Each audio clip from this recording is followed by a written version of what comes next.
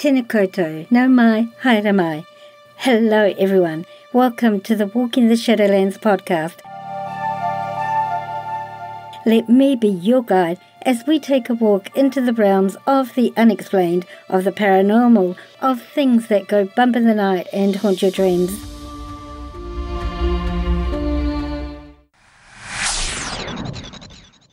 Your hosts? I'm Marianne. Thanks so much for joining me today, tonight, whatever time it is, wherever you're living in this beautiful world of ours. Sit back, relax. Let me be your guide as we walk into the Shadowlands together and see what awaits us there.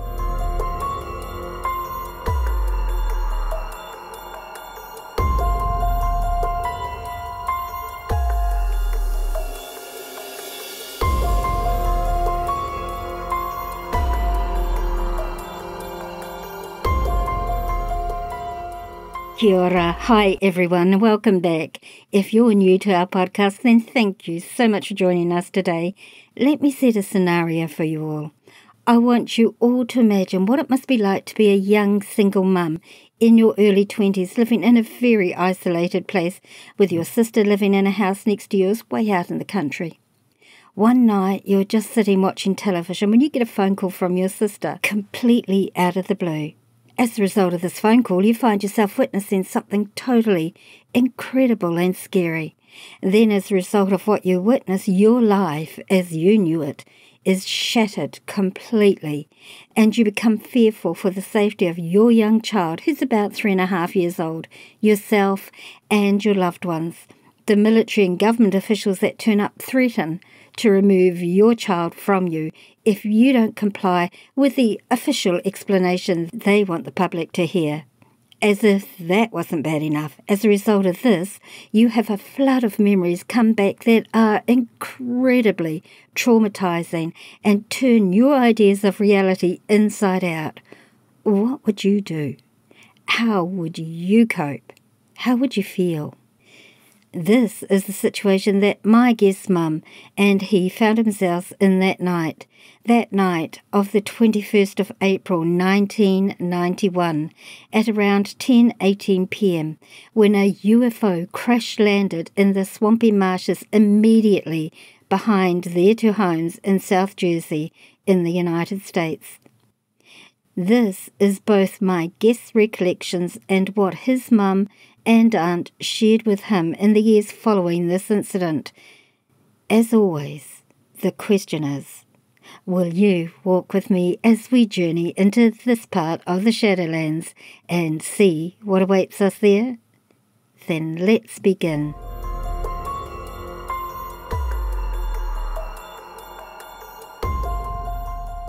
When a triangular UFO crashed in the marsh behind Robert's home in southern New Jersey in 1991, it forever changed his view of reality.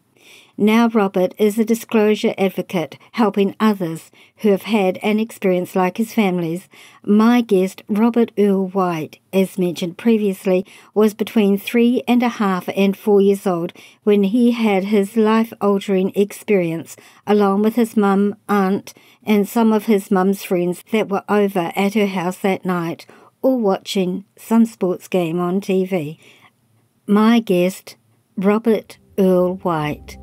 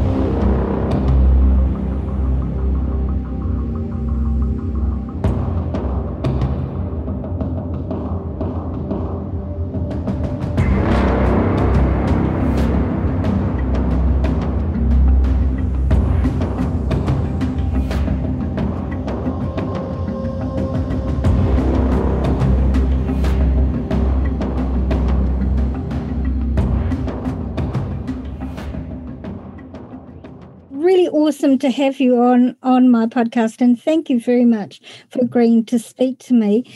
For listeners, I met Robert on TikTok.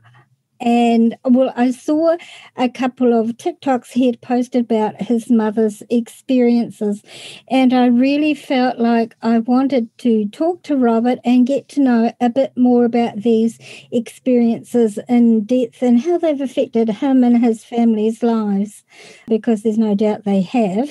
Absolutely. And basically, it all started for us April 21st, 1991. So going back about 30 years ago, we lived in South Jersey, here in the United States, in a small country town, a lot of farmland.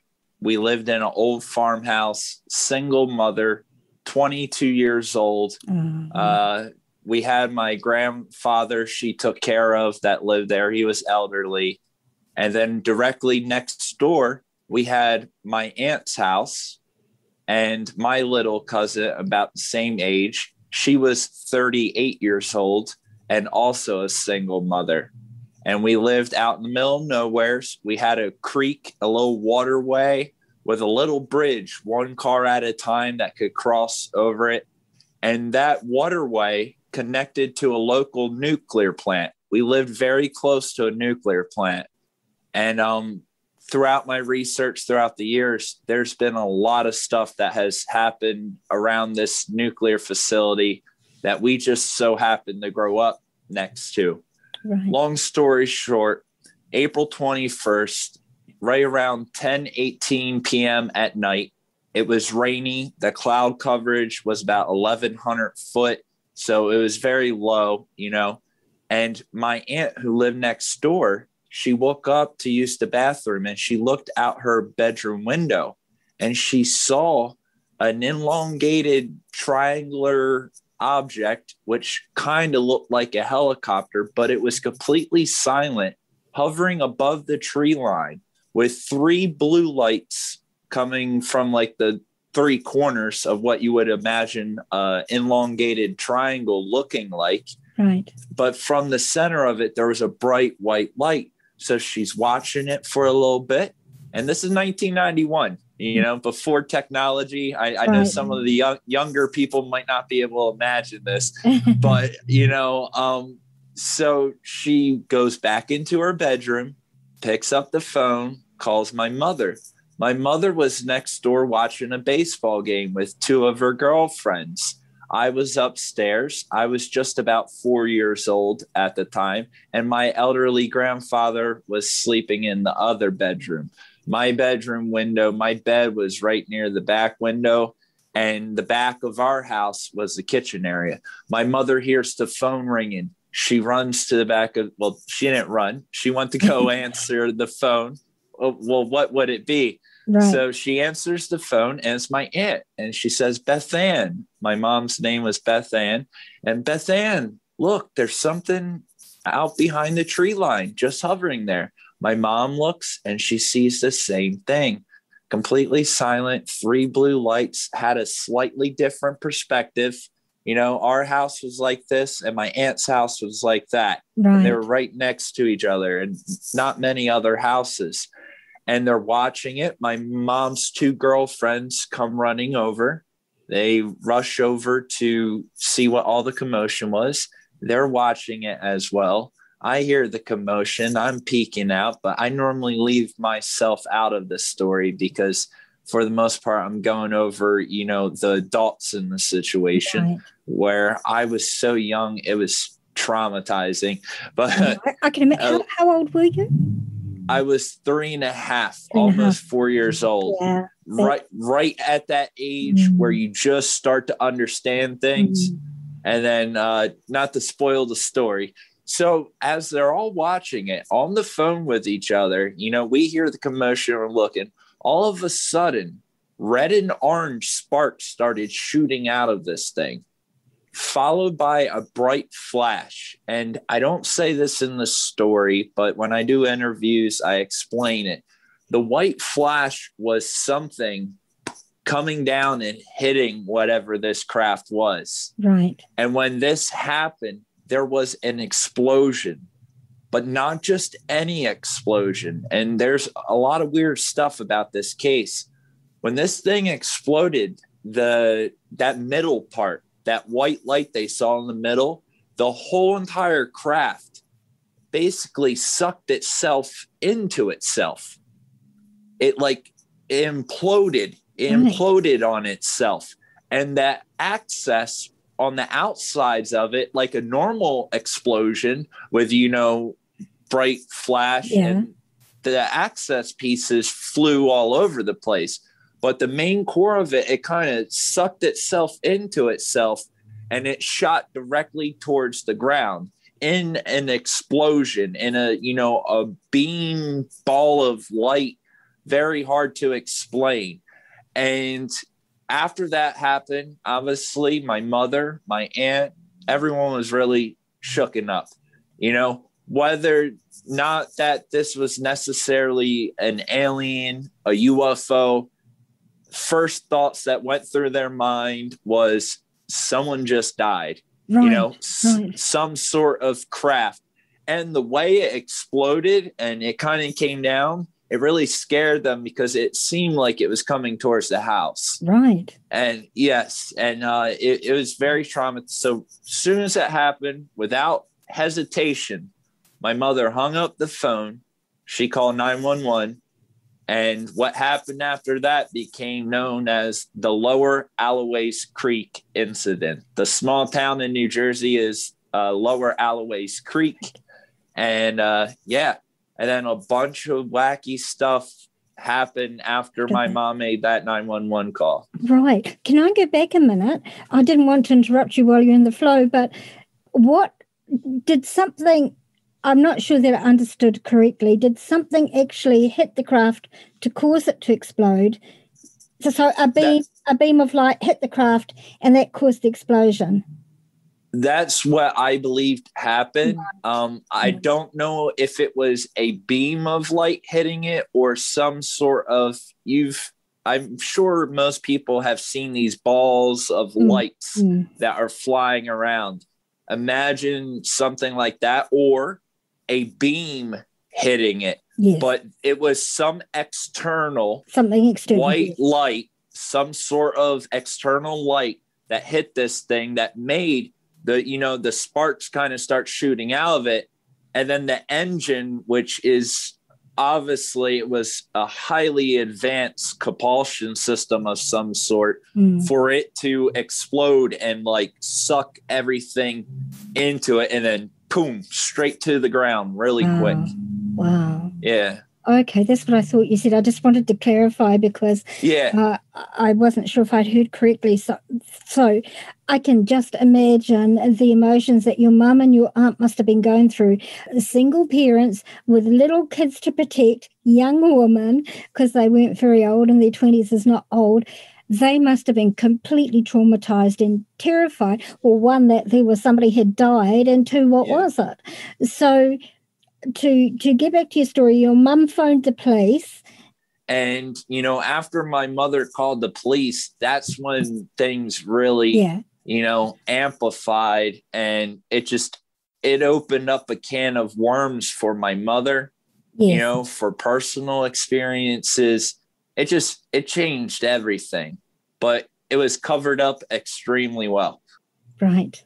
Okay, so can we kind of go through like a chronological happening of what happened after that? Because I've been an experience in my entire life. I think I may have told you that when we were corresponding. So I have vested interest in stories like this. And I actually haven't heard of your mother's one of this incident before. So after your mum phoned the police, did the police come out immediately? Immediately, 10 minutes afterwards, the police got there. They get a very brief initial statement. What did you see? Describe what you saw. Where did it go down? And then their main concern was obviously getting to the area, getting more info to know where this was. Right. They were maybe there 5-10 minutes at most. they were, when a call like that gets reported, they're trying to get on it fast. Yeah. Also, after my mother, he went next door where he talked to my aunt who was in the house, and called my mother initially. Right. So, and then I'm sure he went probably towards the scene. This is where the story gets really crazy. Keep in mind, throughout the night, when all this happened, it was 10:18 p.m., Right. And by time the police got there, it was getting later. It was raining. It was dark. They were traumatized from seeing something that big explode that low behind their house. And behind that area, there was the creek, and there's a lot of foxtails, a lot of mud, marshland, really marshy. And there's a very thin tree line. And the tree line is what separates our houses from where the bridge in the story is and the marshland and all of that. It's a very thin tree line. Right. And 25 minutes, my family, they didn't leave the house. They were there the entire night. 25 minutes afterwards, 2 black Lincoln Town cars show up to the house, and out of the one car, a gentleman dressed in Air Force attire, and out of the other car, 2 gentlemen wearing black suits, black hats, no sunglasses. This was long before the movie Men in Black. Right. A lot of people have joked, "Oh, Men in Black, the movie." This happened in 1991. Will Smith was still a baby. I had my own experience back in the 60s with the Men in Black. So, yeah, I'm with you. Oh, wow. Mm-hmm. Going back that far. Mm-hmm. So you've seen them as well in person? Yes. Okay. Only a few feet away. Yeah. Well, then let me tell you this story, and it will make sense to you and hopefully the people listening. So we see them. Now, my mom, still up till this point, anything about aliens or anything like that, we were country folk, very religious area. It just wasn't that kind of area of people. Right. If, we were backwoods farming folk, that was out. We couldn't even comprehend something like that. Right. So my mom and everyone, they thought this was just military. They thought they were with they saw the Air Force uniform, and they were like, well, it was probably something they were flying and it crashed, and they want to know what happened. So a lot of people were like, oh, your mom wasn't afraid? No, I just saw something crash behind my house. I called 911. I expect the military to come here and, ask questions. Right. Yeah, it wasn't strange. And, just because guys back then, how was she supposed to know? Guys wearing black suits and hats with a guy from the Air Force, maybe their secretary, there was no putting it. She's 22 years old. Yeah. Like, what can you do? So she invites them in. They come inside, go into the living room. My mom's 2 friends are still there at the time. They have them sit down on her couch. My mom sits down, her 2 friends sit down, and the Men in Black, they had a pencil and a notepad. And they look at the 3 girls sitting on the couch, and they ask them to draw 3 different kinds of extraterrestrials, like just really random and oddly. And how they can kind of act like nonchalant about things. That's what they were doing, like almost making it out to be a joke. And my mother's 2 friends started laughing. They started cracking up. They're like, you gotta be kidding me. And, they basically asked them to leave. And, they thought like it wasn't what they were expecting. Right. It's almost like they already knew. For that to be the first thing they bring up, my mom and those 2 girls thought they were going to come in there. All right, can you explain to me what you saw? Right. No, that wasn't it. Who would start an investigation by, can you draw 3 different kinds of extraterrestrials? Long story short, my mom's 2 friends were laughing, and it was getting later by that point. They showed up 25 minutes after 10:18. Mm-hmm. So, it was almost 11 o'clock by this point. And they were tired. they were out late the night before. This is actually reported, say my mom was up till like 4:30 at a party, and they lied in the articles. They said she was married. She was just hanging out with a couple guys, We were country folk, wild. My mom was a fun, wild, free spirit. She was young, single mom, working all the time. She had fun when she wasn't working and killing herself. But long story short, my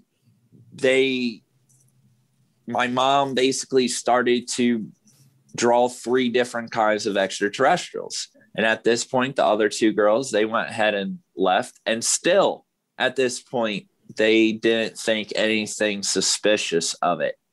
They left, and my mom went ahead and she drew 3 different kinds of extraterrestrials. One that looked like, your real basic gray extraterrestrial. This was with a pencil and a notepad. And my mom had artistic abilities, but believe me, after the whole incident, it was just chicken scratch. It was like you would have thought a 3-year-old, you would have thought I drew it, but it wasn't the point. She drew 3 different beings. One was your typical gray extraterrestrial. The other one was one she called the blues, as a gray extraterrestrial. And the other one, was a Nordic. She called Nordic. Very, very basic beings. Right. After doing that, the gentleman that was in the Air Force, and believe this or not, the military uses regression therapy.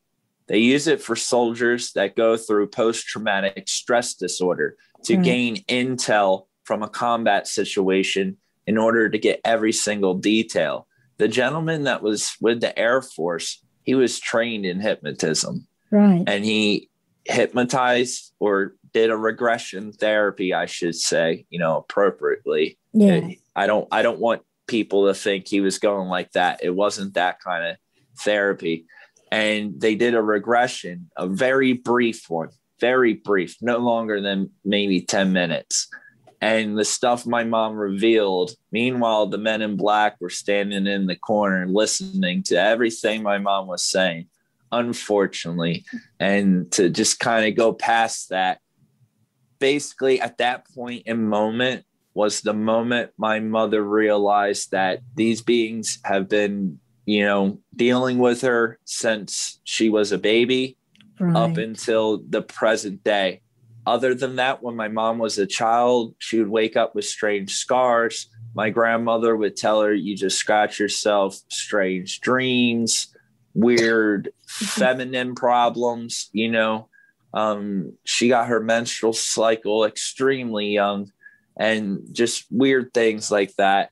And she had a lot of problems, but always just dismissed it all, strange. And where we lived, it was normal. But at that moment, when the gentleman from the Air Force did this brief regression therapy and my mom put out that information, it led to the next part of the conversation. So on top of seeing a craft very low and explode, regardless of who's in it, who owns it or anything, it's absolutely terrifying. Just looking at this logically. Then to have, fancy official men, we weren't accustomed to men in suits coming to our house, and if they did, we normally hid from them because we thought they were Jehovah's Witnesses. So I'm not joking. We had a whole routine because we would have them come out here and we would turn off all the lights and hide underneath the couch. I'm not joking. But so we weren't accustomed to that kind of stuff whatsoever. And we were skittish of everything. Right. And long story short, they after the regression and my mother going through all this and understanding this phenomena, the men in black said, do you have any questions? And I think out of the interactions between the men in black, this is huge because from everything I've heard of the men in black, you normally don't really get to ask questions. Mm-hmm. And any questions that you do ask, they are so direct. And one other thing too, since you've seen them, I'll pull this up. When they were holding the pencil before giving it to my mom and their two girlfriends, they were looking at it like they've never seen one before. Like, I understand, I know military mind tactics and how to get into people, but the way they were looking at this pencil, it was like, we're so proud that they knew how to hold this pencil. You know, like they couldn't comprehend how you would use it. Right. It was weird behavior like that. Other than that, completely human looking. Yeah. You know, completely human. A lot of people, you know, no, they looked human, you know, but they just did weird things. And weird things. That's a very common thing that those that have witnessed Men in Black have said. They behaved in a strange manner. If they looked semi-normal, their behavior was quite abnormal. Almost like they use that behavior to hope to make you question everything you're seeing, because why would they be doing that behavior? You know, it's almost like they're really good at telepathy, and they're powerful. Yes. And they have the power to, well, I'll get into that. So they, you know, keep in mind what my mom revealed was some big things. And I don't really share a lot of that too publicly, but unfortunately this gave them information they were looking for. Yeah. You know, and a little pre-track, because during this time of the Men in Black, while they were doing all this, there was a lot of other stuff going on as well. Right. At the, you know, scene, firefighters, which we'll get into that. But as they were conducting this, you know, and they were about to, you know, allow my mother to ask 3 questions, you know, everything was, they had to know. They got there 25 minutes. And the gentleman from the Air Force Base, I think, came from an Air Force Base that was like an hour and 30 minutes away. Right. You know, so my aunt saw it. That craft was already there. Yeah. Near a nuclear plant, a no-fly zone. I believe the military base already had this thing on radar, and they were already in pursuit. I think that's the only way logically I can explain the Men in Black getting to our house out in the middle of nowhere's 25 minutes. It took us longer than that to get to our family's house. Right. You know, it's mind-blowing, but they had to know. So my mom asked them 3 simple questions, and keep in mind, you know, she just went through this phenomenon, what was going on. And the first question my mom asked the Men in Black is, are these things dangerous? Keep in mind, 22-year-old single mom. Yeah. You know, every question she asked is going to be about protecting her kid. Yeah. Especially after what she revealed in the regression therapy, which I don't get into too much to extremes. But so the Men in Black replied, very blunt. If they were dangerous, do you think we would still be here? Done. That was it. That was the answer. It wasn't like admitting to anything, you know, just very, if they have to answer you, you know, you almost got to be careful with the questions, but that wasn't her intent.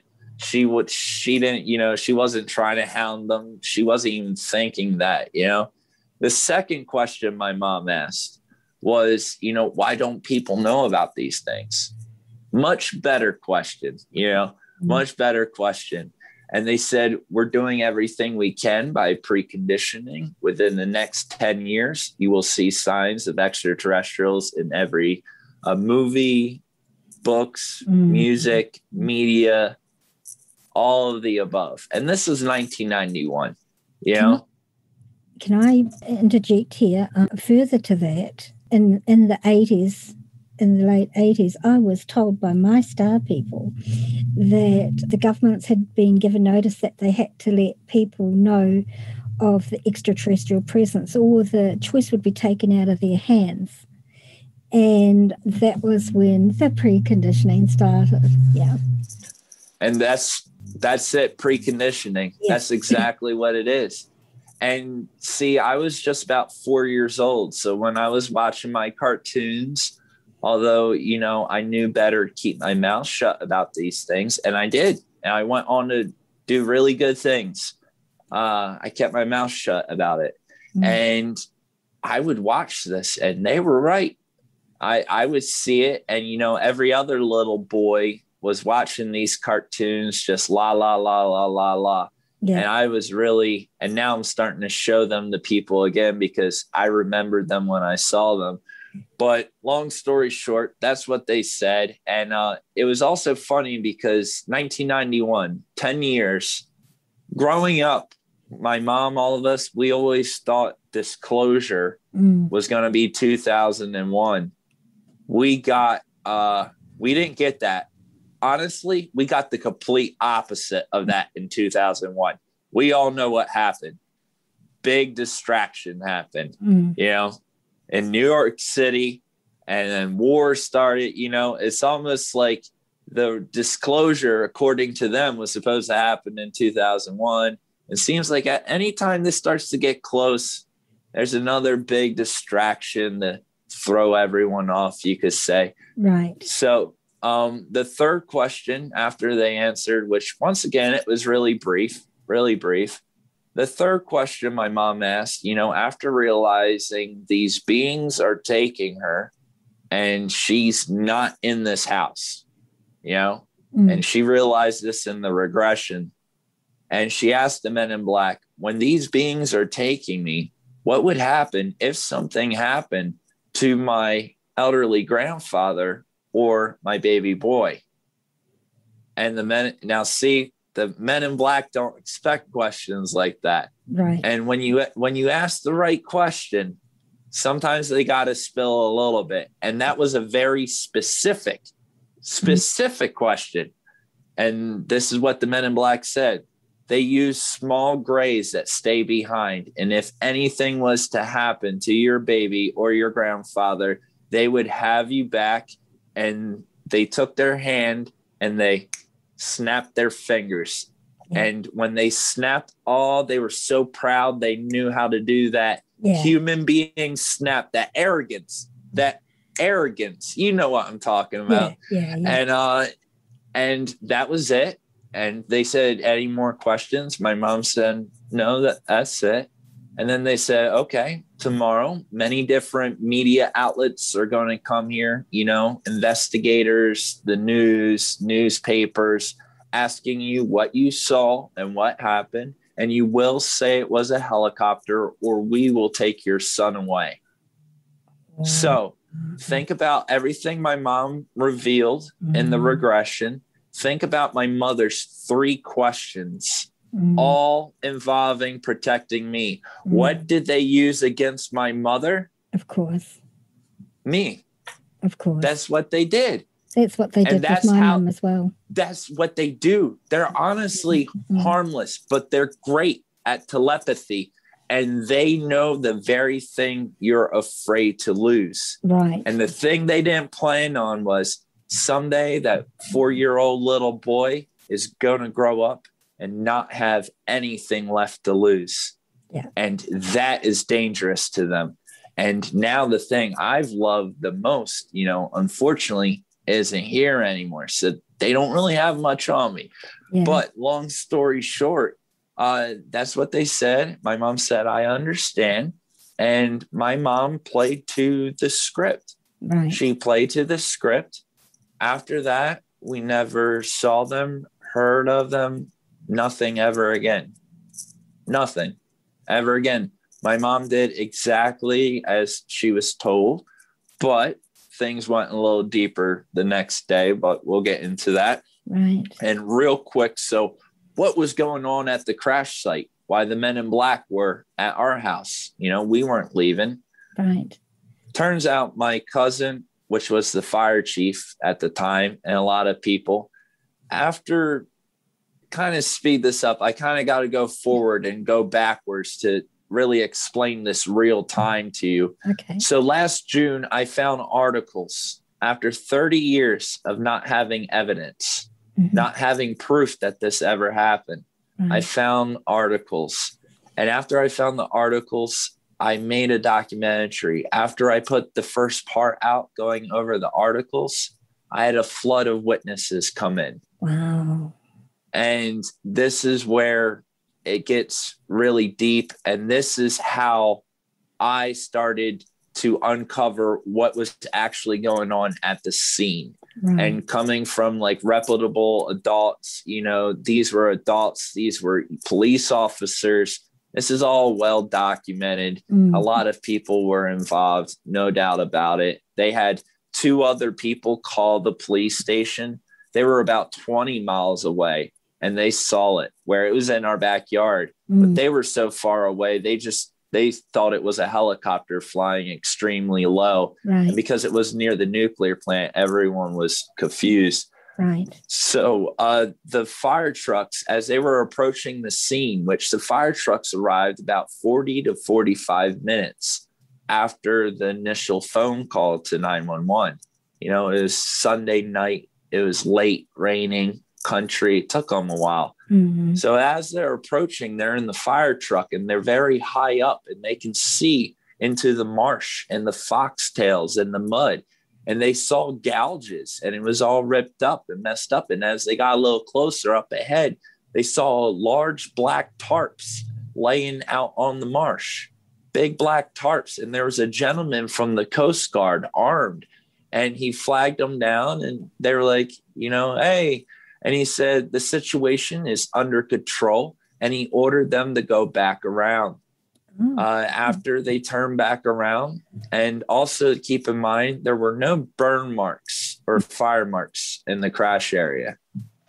That's mind blowing. Yeah. I can't imagine that. But after they got back to the firehouse, there was a few people hanging out. It was the local hangout because there was nothing else. Yeah, the fire, it was the place and a couple girls and 2 separate trips. They went as far as they could, which at that time they had the road blocked. That bridge and that road has been closed till this day. Wow. It closed down the night of the accident. And it's still closed. That's why the road's all abandoned and the bridge is all painted up and they got barriers.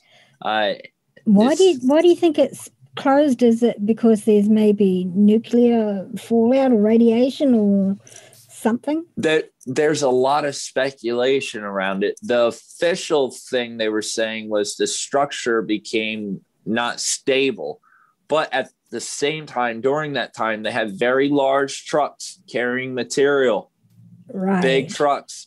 The one woman, as she was approaching, she saw a tree cutting service that came there to remove trees. Then the second woman, by the time she got there, after the first one, you know, she was nosying around, seeing what was going on, went back to the firehouse. The second one went, and at that point, she saw a flatbed truck with black tarps with objects loaded on the back of them. I guess this is what they use, flatbed trucks. You would think it would be more like something hidden. Yeah. But it's really not. It was pretty primitive. And the Coast Guard was involved because the Coast Guard is involved with guarding the nuclear plant. So that's how they were one of the first ones. And remember, that creek goes directly to the nuclear plant. Right. Now, we all know these beings are science. A lot of them are, you know, scientists. Right. And they're really curious in radiation and nuclear energy or natural energy, any sort of energy. They don't care. They love to study energy. And, you know, this has been a hot spot, you know, for a long time. Right. Not to mention, in my research, I found another article going 5 years prior, and the fire chief and Dover Air Force Base and the Coast Guard, there was objects, a blue flying object, no crash, but something flying around that they picked up on the radar. Right. And I have those articles of the same people talking to each other. So by the time the thing actually went down, they were really, really on it and fast. And I've had a lot of people come forward, a lot of other witnesses that were in the area or worked on the EMS squad. I just had a few weeks ago someone messaged me. I worked on the EMS squad, with the ambulance and all that. They didn't work that night, but they worked the following night. And the search went on for like 2 days. Wow. So, and they had that whole area cleaned up in the first 2 hours. And my mom was on the phone with search and rescue helicopters. They had 4 search and rescue helicopters, one with thermal cameras on it. Wow. Like, that's a lot of money back in 1991. Yes. And by the time they got out, which was around 2 o'clock, the search and rescue helicopters got there. They already had the site cleared out. They cleared it out in 2 hours. Cleared it out in 2 hours. And I know they didn't get every piece. It was raining. The trajectory, there was pieces shooting 300 yards, very far. Yeah. And there was stuff that went all over. And I know I'm going to get a piece of it here soon. I'm trying to find a team because, I could go out there and find a piece of it. But who's going to believe me? Mm-hmm. I need to find a little piece for my own sanity. Yeah. And then I need to get a hold of a professional crew, for television, someone big. Yeah. And I have some connections and things like that. And I want to get a professional team with professional cameras and do this right, find a piece of it. And that's that. Have you ever heard of the documentary, The Phenomenon? Yes. Stephen Greer. Yeah. I don't know, James Fox. I just interviewed him a while ago. He might be a man who might be interested in helping you. That would be very interesting. I've been, there's a few people I've been working with, and the Mutual UFO Network, they covered my case. They were highly involved, and they've been helping me as much as they can, but I'm having a lot of hard time finding information about my family's case. And I see you smirking because you probably know and trust me, I'm working with some of the big players, and it is what it is. For example, the following day, a lot of investigators came. My mom was up till 3 o'clock on the phone. Right. The following day, MUFON came. My family called no one. No one but 911. The next day, newspapers come. MUFON comes. They're taking pictures of our backyard, saying they're finding stuff. I cannot find these pictures, and I'm working with the East Coast director of MUFON. Like, it was such an old time. I don't know if the files got misplaced or where they could be. Or was it MUFON, actually? Yeah. Who knows? But they do have the articles. And that's the weird thing about the pictures, because in my MUFON articles, they don't really talk about taking pictures in the area. But my aunt said there was people in the backyard taking pictures, and they said they were with MUFON. But in the MUFON articles, they don't mention about taking any pictures. Anyone hear something stranger? In the MUFON articles, the reporter that did it, he went to do a site investigation 2 days afterwards, 12 o'clock at night. There were no street lights there. How would he wouldn't have seen anything in the brush? You know that. You know what brush is.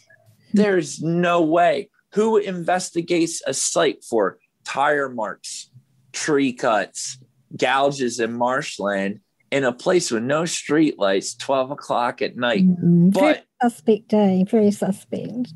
But in the articles, they were, they knew something happened, and they left little clues in there, but you can tell they were really trying to protect my family. They even made a couple statements, they're remaining anonymous. They don't want publicity. My family didn't want this. No. Unsolved Mysteries, or the show Sightings, they came out, they did a hypnosis session on my mom, a regression therapy where they were going to block out her face. I haven't been able to find it, and I don't think it ever aired. I don't think it aired. It was probably stopped. But they did come there. It was the show Sightings or Unsolved Mystery. We're not sure which one, but it never aired. The Philadelphia News came. Philadelphia KYW3 News. They came, they did two separate things. The first one, they busted in my aunt's job. She was a realtor at Century 21, big realtor company. They busted in there, and she's, very religious, very, super Christian, lovely woman, awesome, very soft-spoken, quiet, very to herself. They barged in there. So they did a second part where they were all at our house, Grandpop's house, we all called it, where my mom and we all lived. Yeah. And they did a second interview there. And in the interview for the news, my mom said exactly what the Men in Black. And I have this documented because it was documented, the news. I have the writings. And she said, I'm willing to put my life on it. It was a helicopter. Why would my mom be willing to put her life on, It's because of the threat that came the prior night. And she did that.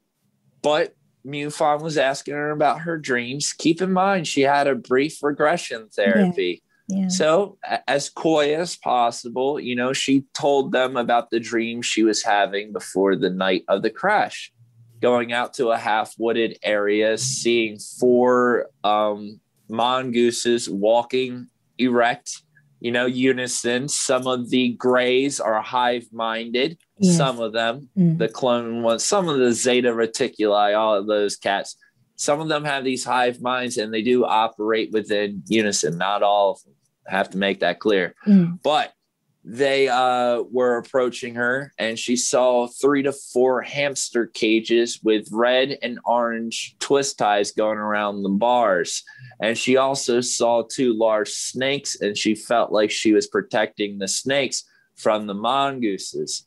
Now, that was the dream. But after regression therapy, you get to see what is really going on. And I'm sure when you hear that, you kind of see the picture that's going on. Yeah. And especially with red and orange twist ties, DNA strands, red and orange, the T and C strand, and the hamster. She was a part of the hybrid program, and she was in contact with a bunch of different beings. And I think because of her contact with some, it kind of forced others to get involved.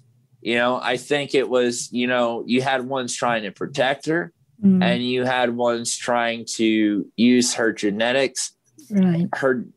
It was very valuable to them. And unfortunately, many different species, many different ones, not just the ones that are all roses and love and light and source energy.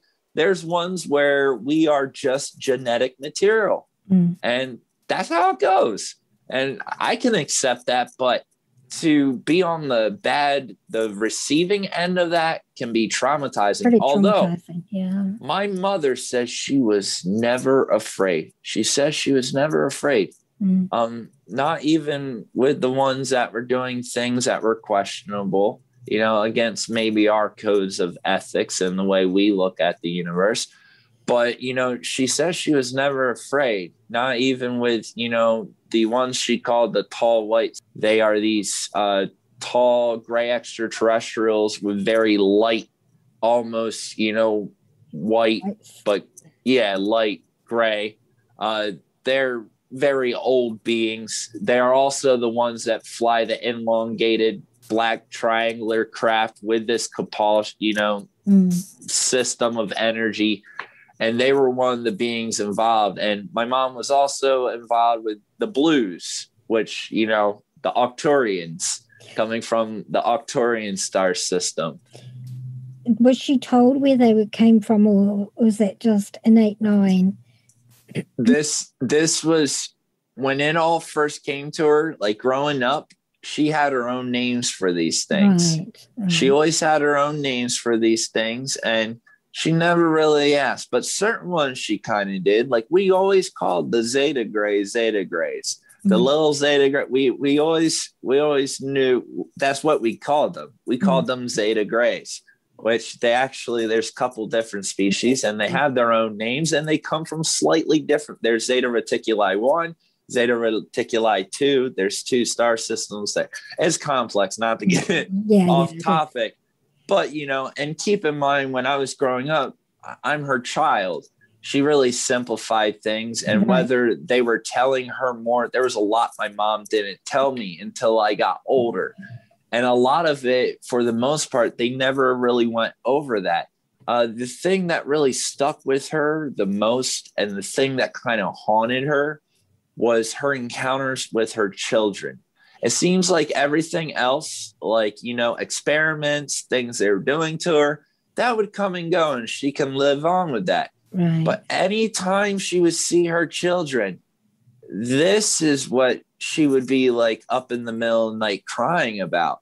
It wasn't what they were doing to her or the experiments, but it was, seeing her children, knowing that they are her children, communicating to them telepathically, and not being able to nurture them, not being able to take care of them. And that drove her, that was the worst part of it.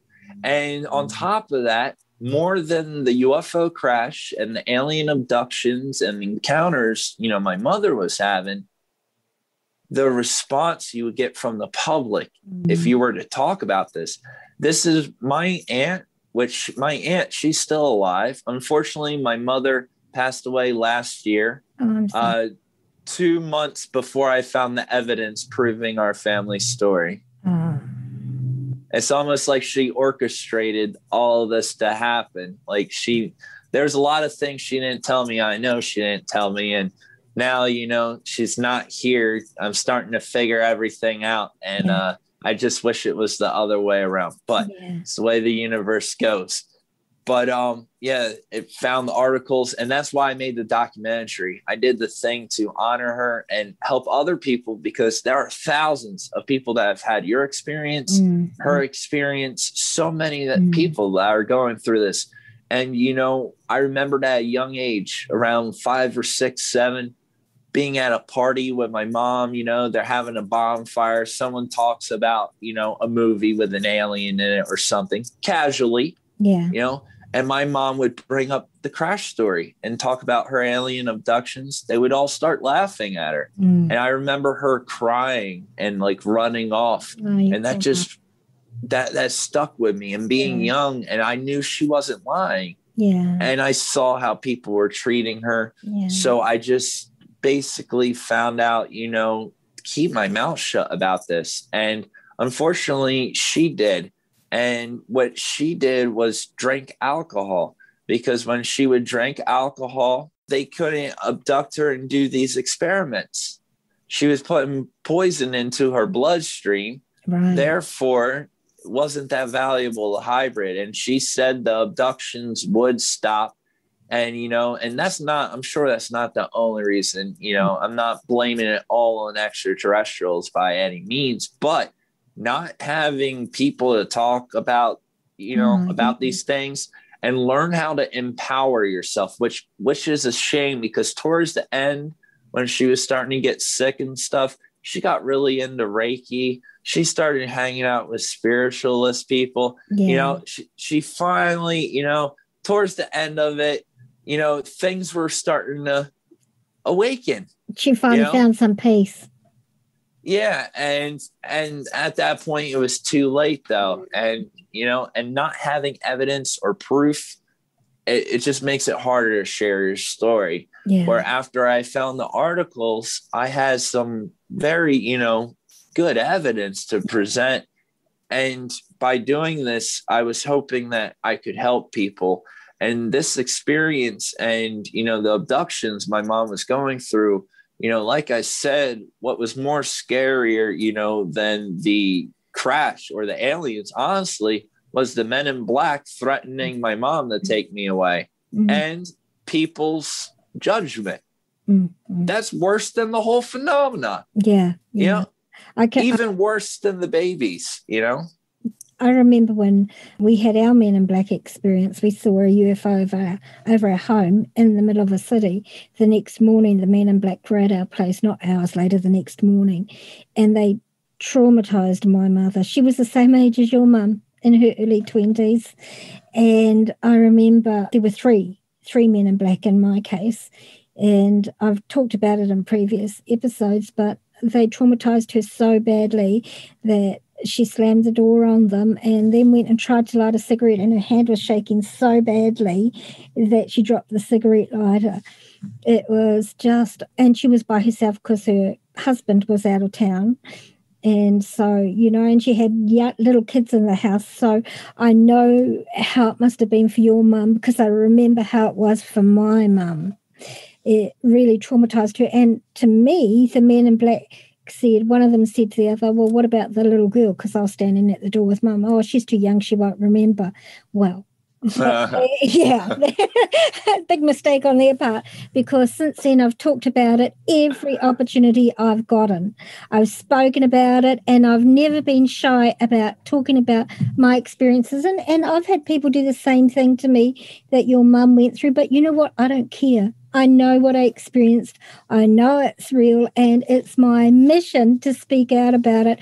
And this is one of the reasons I started this podcast, so that people like your mum wouldn't have to feel so alone and isolated, because it's a very dreadful thing to feel like that. Very, very awful. I feel so sorry for your mum and for you. How has this affected you? And I bet your bottom dollar that you've had experiences yourself. Definitely.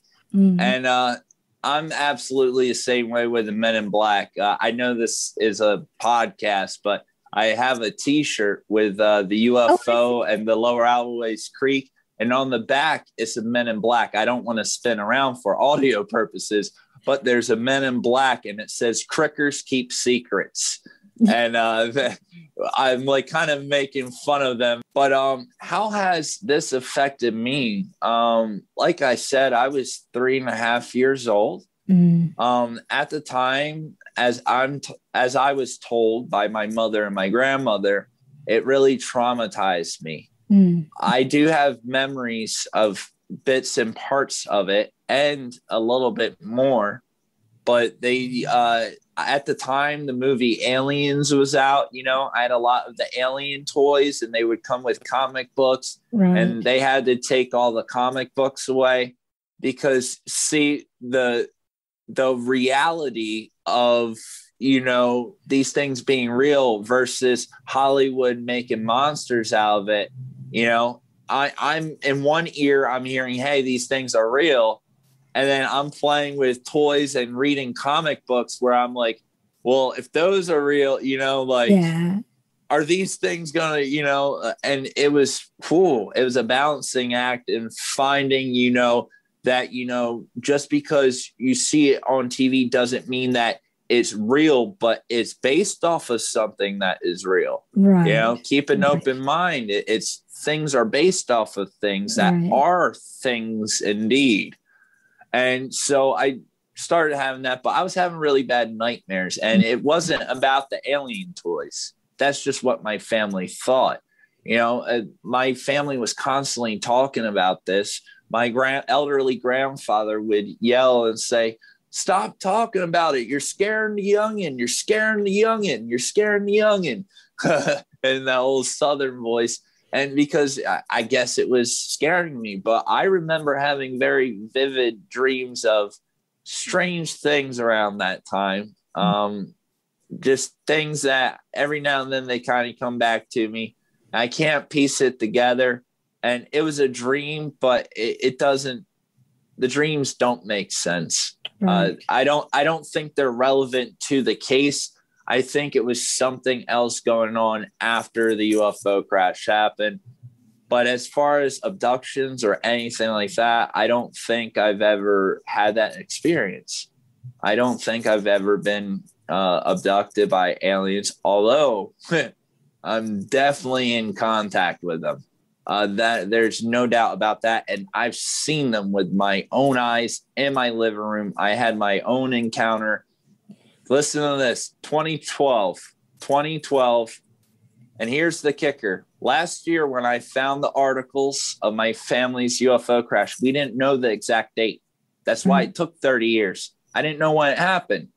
And also I was looking for UFO crash, and it's labeled as a mysterious helicopter crash. Right. So how could I ever find the articles? It took me 30 years. Yeah. But I found them.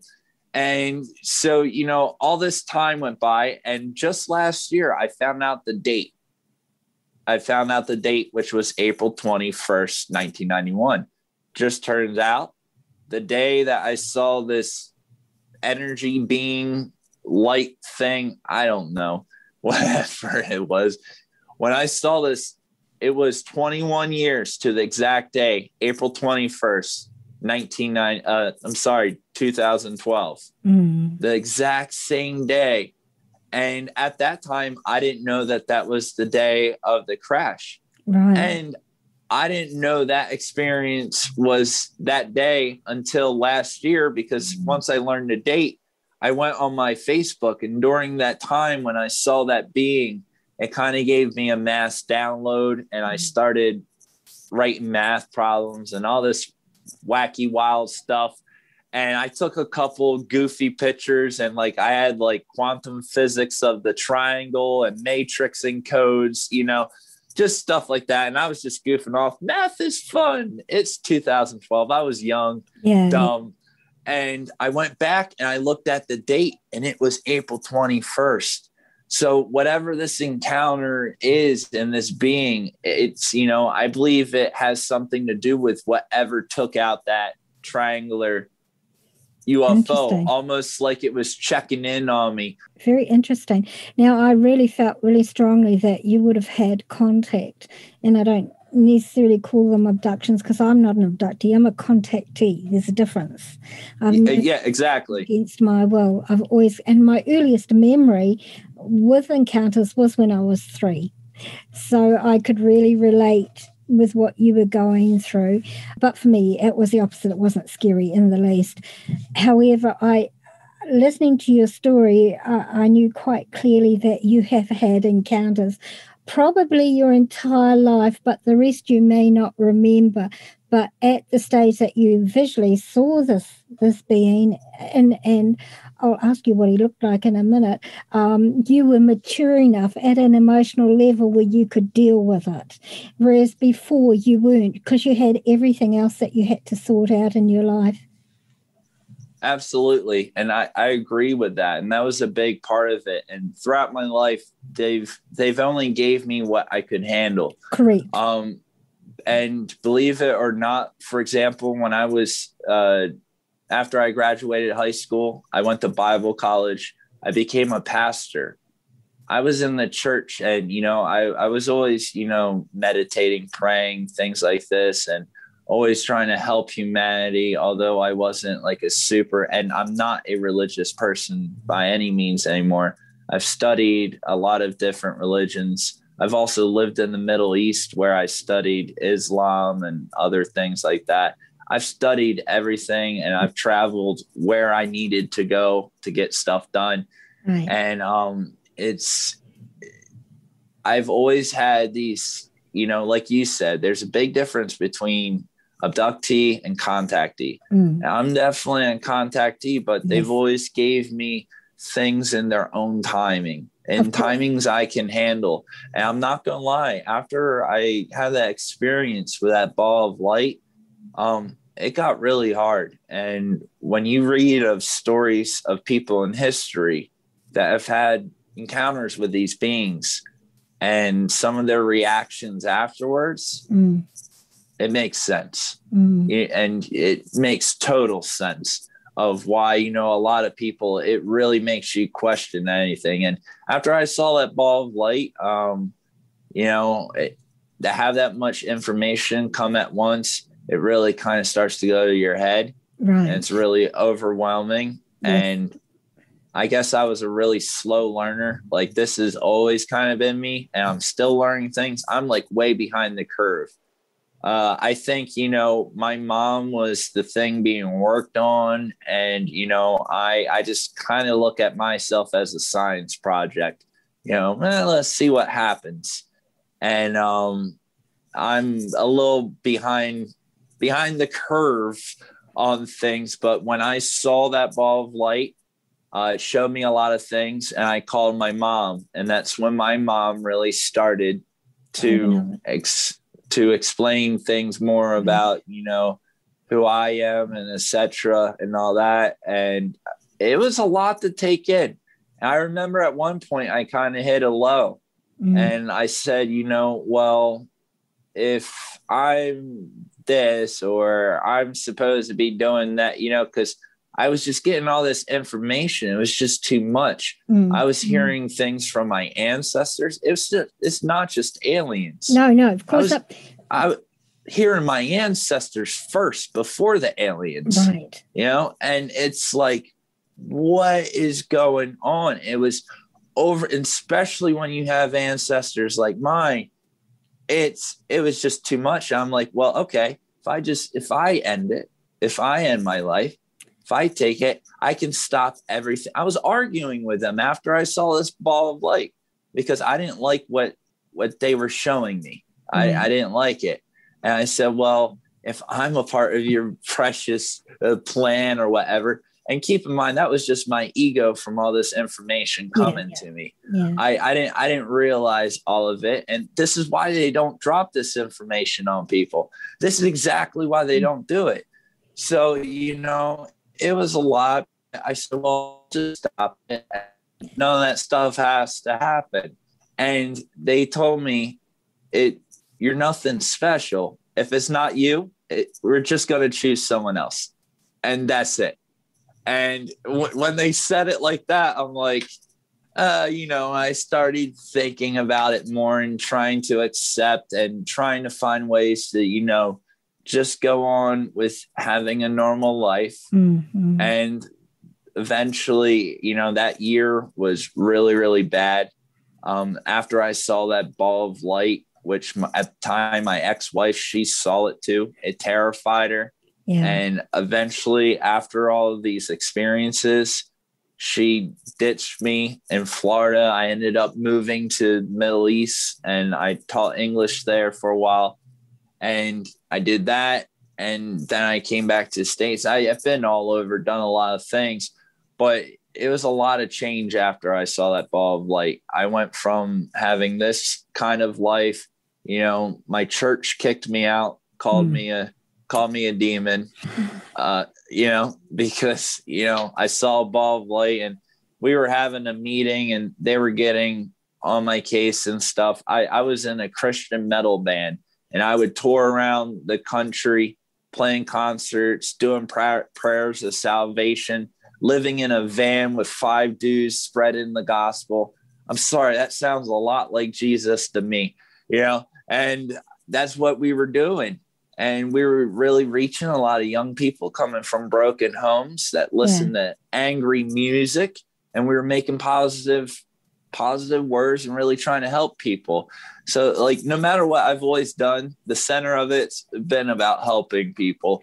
And, we would go around and they were getting on me saying, you need to be a better husband and stuff like this, and just really attacking me.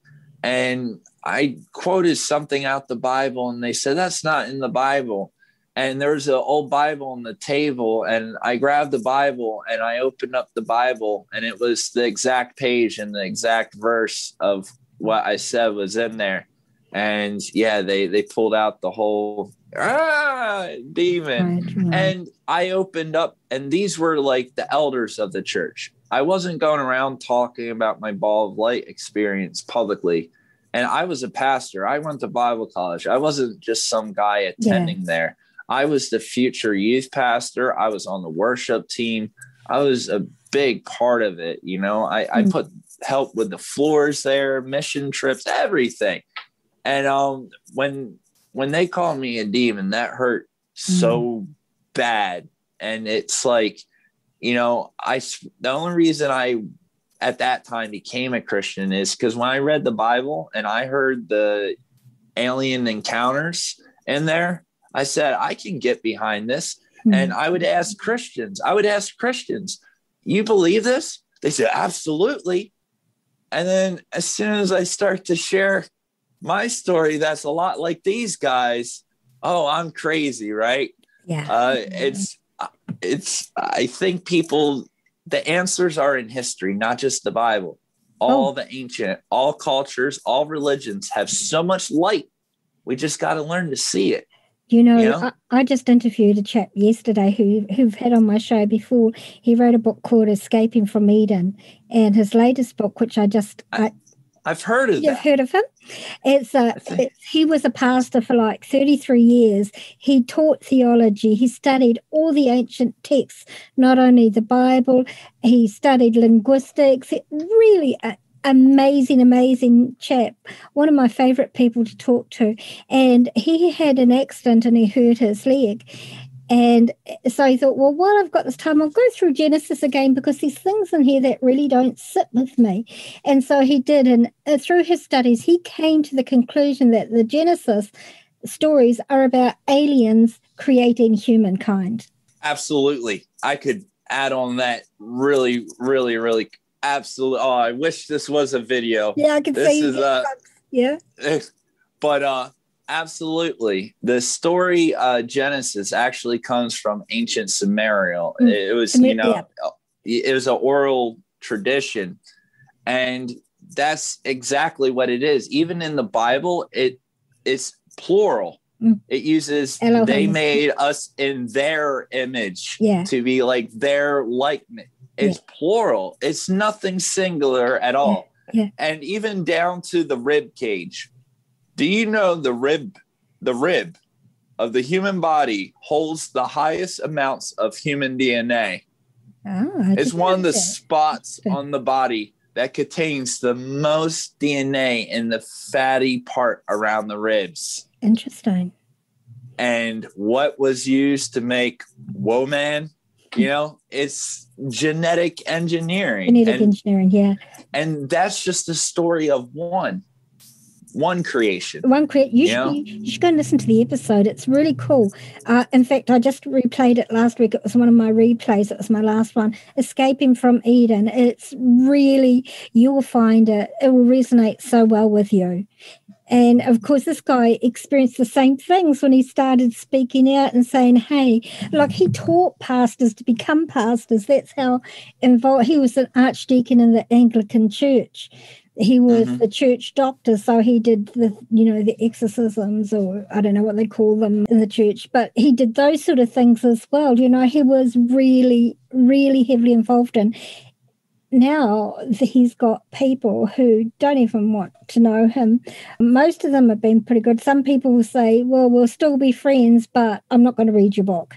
It's how it goes. And, really, really cool. I'm pretty sure I've heard of it. And same thing and I lived in the Middle East as well. Yeah. To live there and take it in. It's a lot to absorb, no doubt about it. Right. And I've, it's like I've done one big circle through it all. And one thing, I'm so happy I've took the time to learn these things. But another big part of my experience is I've done my genealogy on both sides of my family, and it's a complex one. And on the one side, it's Native American. I come from the tribe. It's called the Abenaki or the Abenaki, which Anunnaki, Abenaki. Yeah. And my great-grandfather was the chief. We come from the medicine workers. We don't call ourselves shaman, very much like the Aboriginals, the same kind of situation. And even in New Zealand, the same situation, and we have our origin story, of a being rising up out of the lake and creating, the same origin story we all have. That's just what I talked to Paul about yesterday. He was talking about his, beings coming out from the lake, genetically modifying the humans, abducting human women, using them for a hybrid program. Yeah. Exactly. Yeah, and the Abenaki, the Abenaki, my grandmother, my aunt, everyone on that family, especially my aunt, she has a lot of abilities, and she's been like teaching me. I didn't know that side of my family, I didn't know this about me. And it's a, it's a magical, my great grandfather, he built two magical canoes. He built magical canoes, and one of them was sold to Avery Rockefeller, like the Rockefeller. And him and Avery Rockefeller would take this magical canoe and go on one lake and go on these magical canoe rides out on this one lake. My Native American great grandfather that lived out in the wilderness, hanging out with Avery Rockefeller. What's going on? It's weird. Interesting. Strange things. And the origin, last year I got to go to my family's petroglyphs. We have petroglyphs. Oh, and wow, how cool. They're gray alien heads. I went there to the site and check this out. Those are the ones that are public. I'm friends with archaeologists and underwater diver. And before I went up there, I got in touch, and she found out I'm Abenaki. And I got in touch with the tribe council, and they just got a land trust. They just preserved an area. And there is a significant rock to my people that the public does not know about. And I was lucky enough to get brought to this site and see the petroglyphs that are underwater that no one knows they're there. It's, this is a very important rock. And I got to just sit there and vibe with my ancestors. And it's deep. It's deep stuff. It's deep stuff. I was just going to say, they tend to, the star people or sky people, whatever you want to call them, I call them star people. That's been my name for them for my entire life. They follow families through generations. They do. They follow people, specific souls, actually, through reincarnation lines down the generations.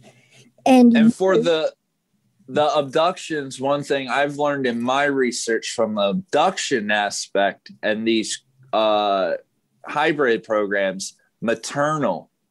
I've noticed a trend where, like, for example, a mother can have a son and a daughter. They can be abductees. But when that son has children, it won't work that way unless his wife, is an abductee. Have you caught on to that trend? Is that something you've noticed? I can't say that I've gone into it in that much detail because the hybrid program has not been part of my journey. So it's not been something that's, like for you, it's part of your story. But to the best of my recollection, it's not been part of my story. Yeah. But, of course, there's so many different species that are out there that are contacting, that us contactees see and that are abducting people that, it's a potluck as to who you get, really, isn't it? It really is. And like I said, it wasn't always hybrid. When she was with the Arcturians and the ones she called the Nordics, whether they were Lyrians or they're all the same thing. Mm-hmm. They're all coming from the man system, Kepler 62, Lyra star constellation. That's why we call it the man system. It's where a lot of cats came from. No pun intended. Do you know what? one of my favorite memories that I have of star people is lying on ground somewhere with two beings that were feline.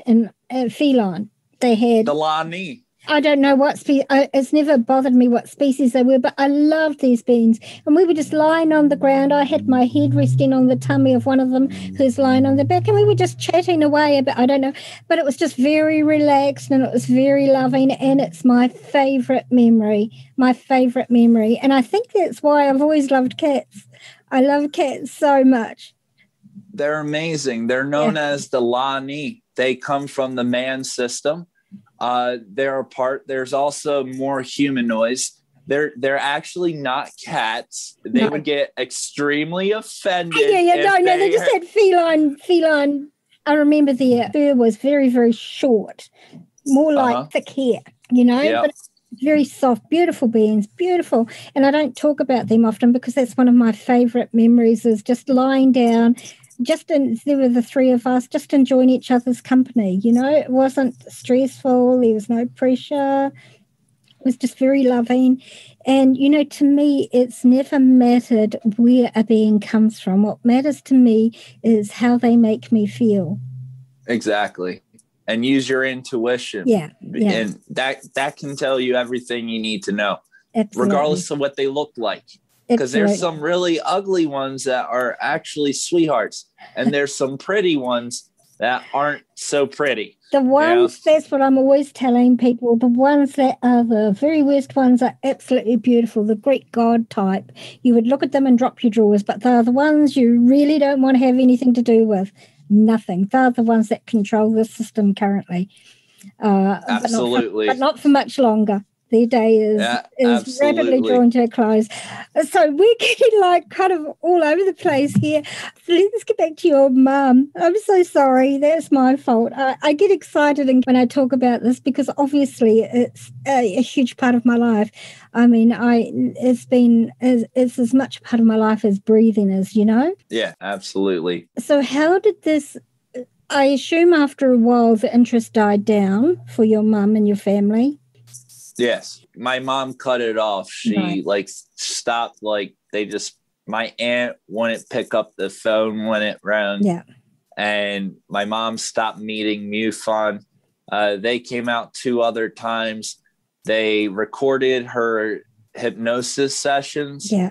Although I can't find those tapes that they have. I definitely would think they would be on record. Yes. Who knows what happened to them? Who knows? But, and at the same time, my mom and grandmom, we recorded it as well, but they experienced some sort of audio difficulty during the time my baby monitors would go off constantly. Right. A lot of weird situations. And this was before and after the crash. Right. My baby monitors would really do wonky things.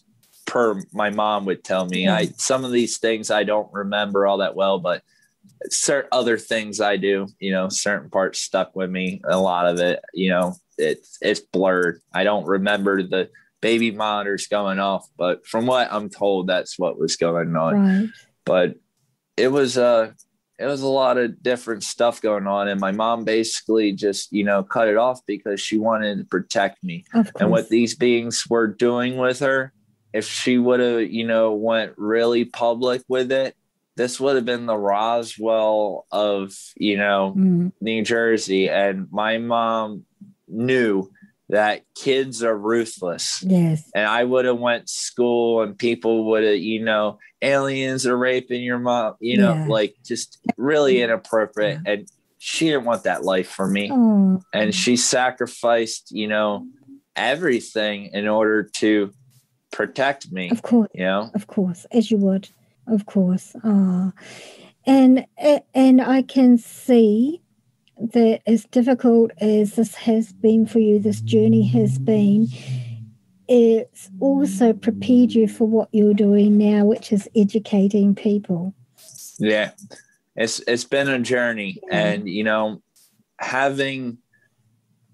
having the knowledge of these things being real at such a young age, and actually, a lot of us, we need to see something to believe it. Mm-hmm. And even with having a UFO crash behind my house and my mother being an abductee and hearing this, even with all of that, it still took a while. And honestly, the first real nail in the coffin was when I saw that energy being. Yeah. That's what really, really did it. And by that time I was, I was very involved with church, right. elevating, right. But that was I've seen a lot of weird things and but that there's no doubt in my mind anymore, even though I don't know how I could have had doubt. I always kind of had doubt because I knew what the consequences were, right. And my mother knew what the consequences right. were. And it was better to just back of the mind. Yeah. Back of the mind. Yeah, I totally. You never forgot about it. And occasionally, when I would have band people coming over, and we would all be hanging out. My mom would open up. She would share her experience and they would listen. Some people did believe us, because they knew our character. Yeah. And then there's some people that we would know for years, 5, 6 years, and people I would hang out with every day. I would eventually tell them. I don't go up to people, hey, I'm Robert Earl White. I had a UFO crash. Maybe now I do. But before, I didn't do that. That's not how I did. I would wait a couple of years until I knew someone's character. And if I could trust them, then I would tell them. And then sometimes they still laughed at me.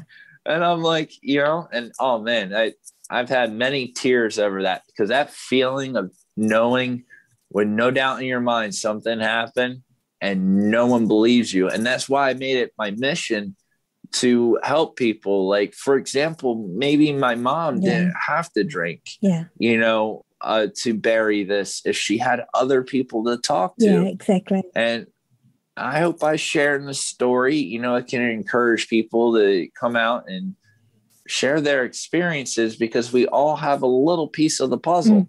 And when we put it all together, that's only the time we can start to understand these things. Absolutely. That's what it takes.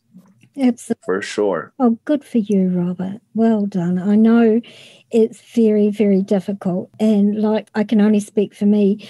I've always been pretty fearless about speaking it, because I really don't give a what people think of me.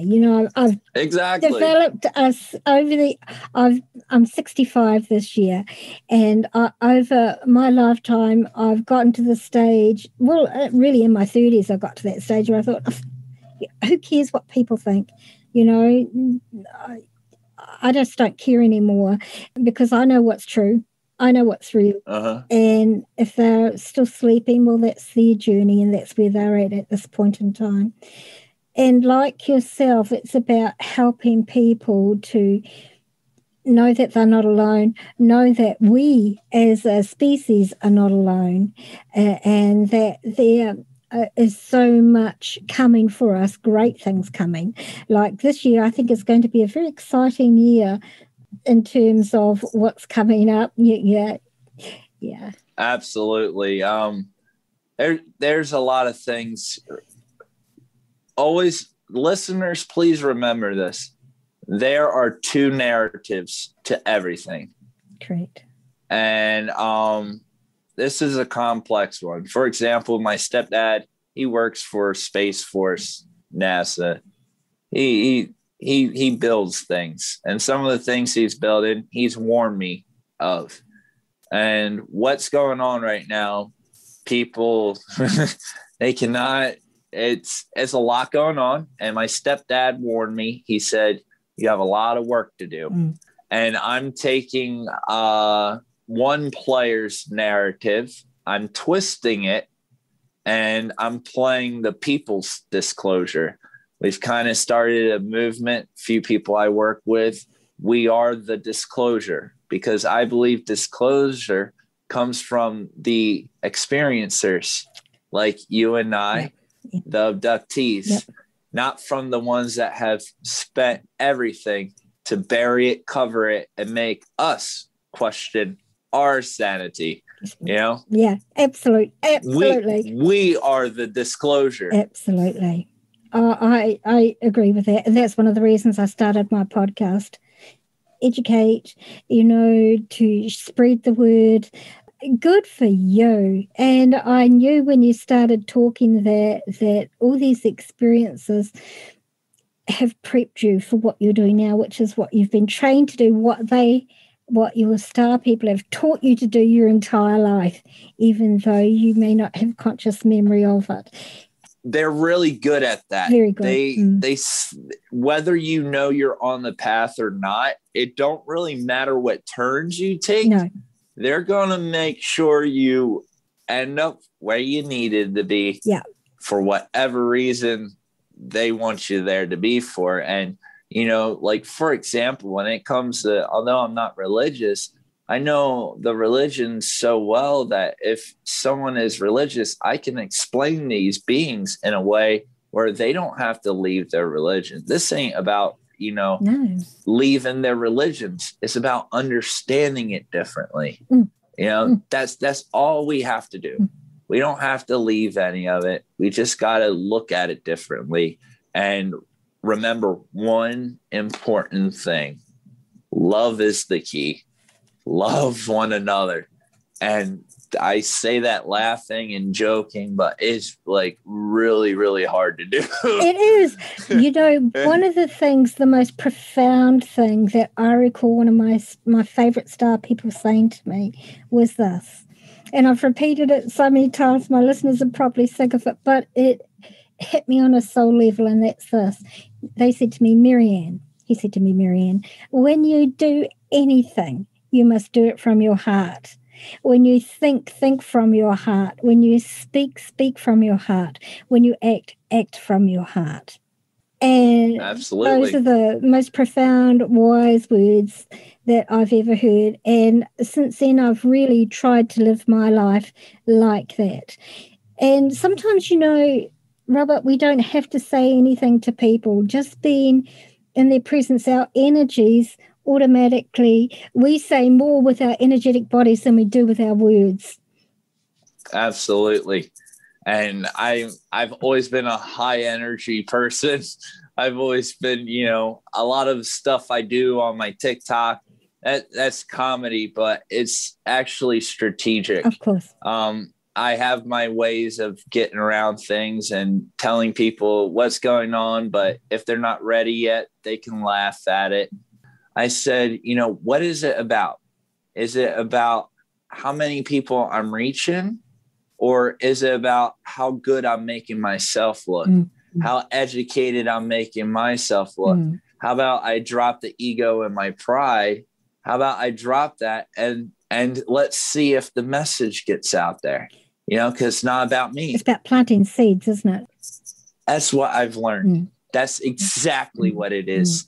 And trees take a long time to grow. Well, sometimes they do. But when they get there, it's beautiful. Sometimes they do, sometimes they don't. My star people told me back in the 80s that humanity had to reach a certain level where there were a certain number of people awake before there would be a tipping point that would cause the things that are happening now. And that happened about 2.5, 3 years ago. That tipping point was reached. And since then, there's been a huge polarization. And I talked with Paul about this yesterday as well. There's been a huge polarization. We've had people standing up for what's right. Like we've had the Me Too movement. We've had people where they're seen injustices, questioning the government, questioning what they're taught, questioning everything. And that's it. It's such an exciting time to be alive, to be a part of, and for us to do our work now to help educate people, even if they laugh at us, I don't care. At least it gets them thinking and questioning. And most people, if they don't discard it outright, they'll at least, and I always say to people, listen, you don't have to believe a word I say. What I ask you to do is question it. How does this sit within me? How does this sit in my heart? Does it resonate with me? Does it feel right?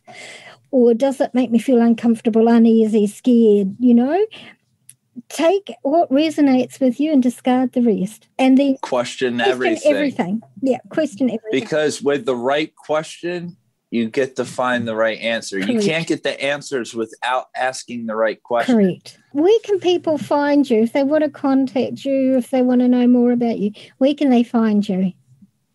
I have the link, the direct me link, which should be in the description of this. If you click on that, I have the YouTube documentary, 3-part documentary, along with an interview I did with the woman who's in part 3. She's an amazing person, Elena Denan. We work together. That's the whole We Are the Disclosure thing. On top of that, yeah, and she was an archaeologist in Egypt for many years. She was born in France. She made a book of 110 different species. She's in contact with Palladians. We've been working together. She heard my mother's story, and she's been through the exact same thing, and a little different, but phenomenal story. So we've been working together. We started doing it right around the same time, and she's doing really, really well. She just did an interview on her channel with a former Area 51 employee, and he died 4 days after releasing the thing. What's your channel called? What's your YouTube channel called? Robert Earl White. Right. Order of Light. Order of Light, that's the group I've named, and that's the mission, to shed light onto darkness. What about social media? What social media are you on so people can follow you? I have TikTok, Robert Earl White, Order of Light on TikTok. I have a Facebook, Robert Earl White, and YouTube. I have a Clapper account. I use that as well. But in the direct me link, if you click in that, you can access all the other links as well.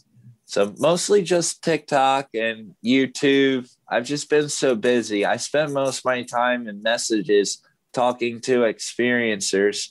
But if you use the name Order of Light or Robert Earl White, I come up on just about everything. Robert, thank you so much for your time today. It's been an absolutely fascinating conversation, and I can see how these experiences have impacted your life and made you who you are and where you're going in your life's journey. So I really appreciate you taking the time to share with me and my listeners your journey. Thank you so much.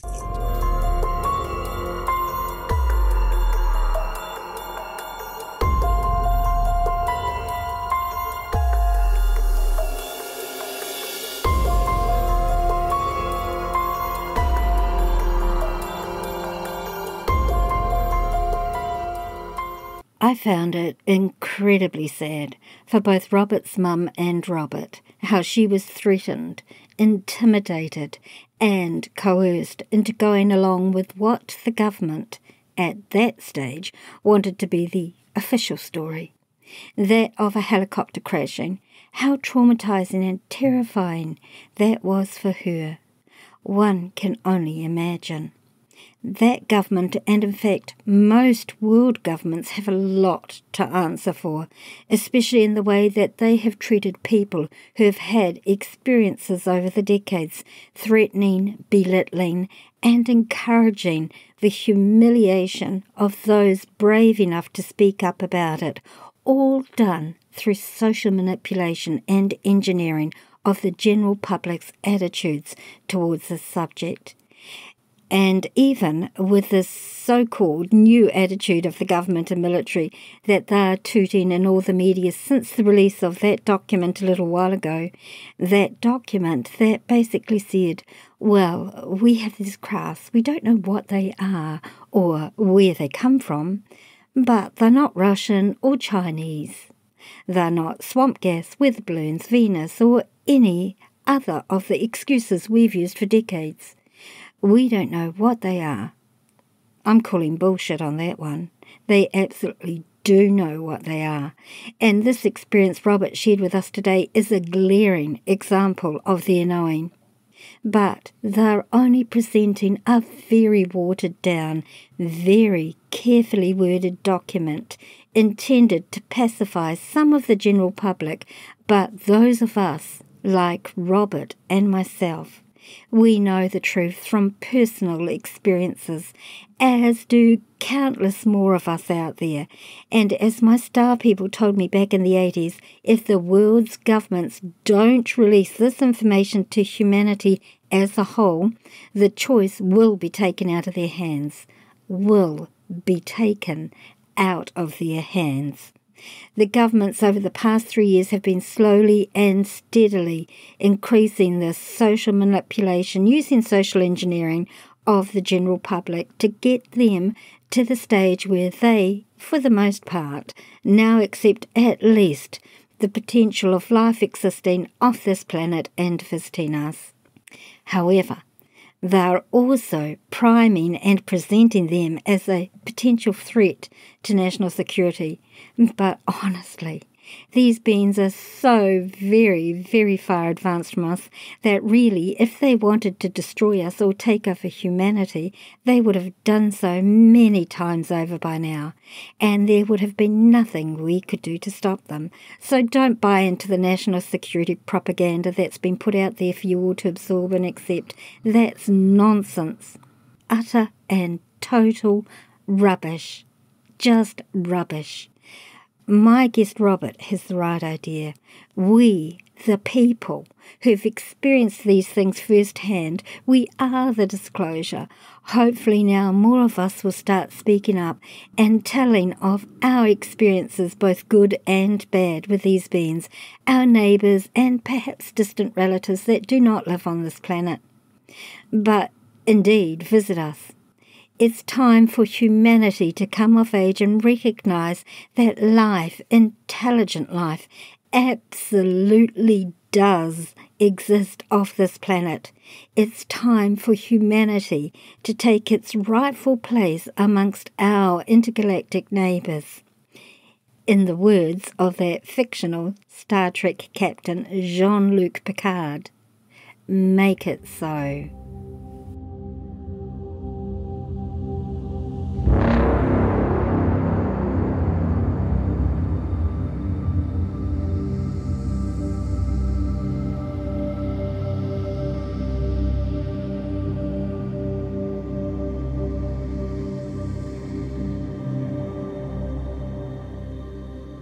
Today's bumper music's called Welcome to Mars.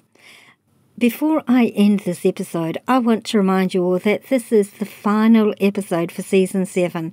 I'll be taking a wee break off the digital waves, but keep an eye out for a promo with teasers from Season 8 in the next few weeks.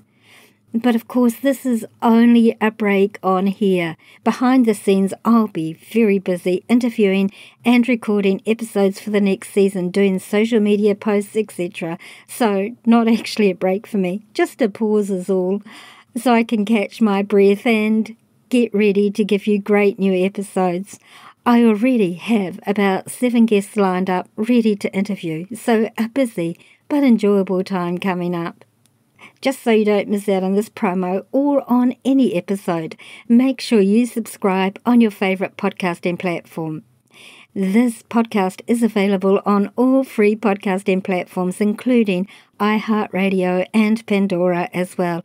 Also, if you have Alexa, simply say these 4 words, "Open Walking the Shadowlands," and Alexa will play our latest episode for you. If you enjoy our podcast, then please consider becoming a patron. Just head over to patreon.com/MCC15 and sign up now.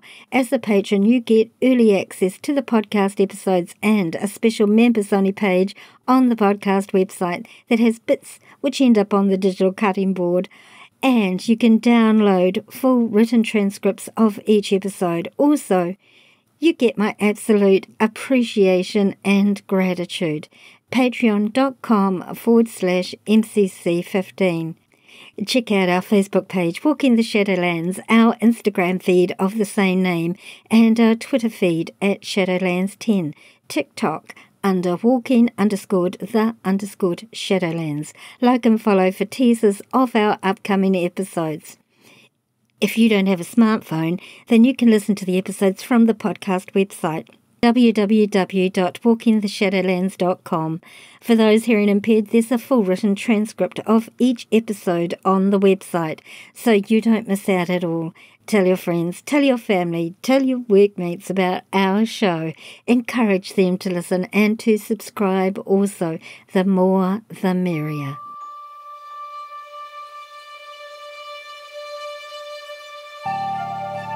Thank you so much for listening. Today, tonight, whatever time it is, wherever you're living in this beautiful world of ours. I'll see you after this season's break. See you then.